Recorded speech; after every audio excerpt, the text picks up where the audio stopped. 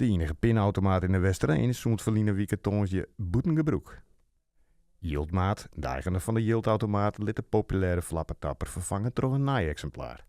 Inwoners die DOS contant Yield opnemen willen, moeten hier terug omrijden naar de DOS al krapte pinautomaten in de omjouwing. Ja, heel vervelend. Want nu kun je hier nergens naartoe. Ja, dan moet ik alle Kolmerswaag of naar een ander dorp toe. Nou ja, en dat is niet te doen. En er zijn hier heel veel oude mensen die hier ook pinnen. Nou, daar is het helemaal vervelend voor. Op de Facebookpagina van RTV NOF rijdt het klachten over het tijdelijke ongemak. De pinautomaat in de Westereen is een van de meest broekte yieldmachines in Friesland. Wethouder Romy Kempenaar neemt het boetenwerkingstelling van de automaat onacceptabel. Het is een belangrijk punt van de leefbaarheid in het dorp. Mensen die moeten nog één voortverlenen om contant geld te krijgen. De leefbaarheid in het dorp, daar heeft een pinautomaat bij. De judaïstige problematiek stiet net op hemzelf. De pinautomaat is als gevolg van steuringen wel vaker net beschikbaar. Voor Kempenaar in de maat vol.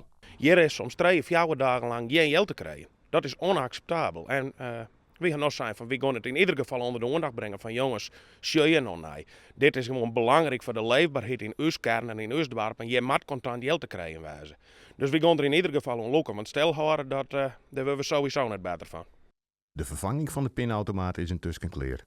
Van vreed al kunnen weer volop pint worden op de Westereen.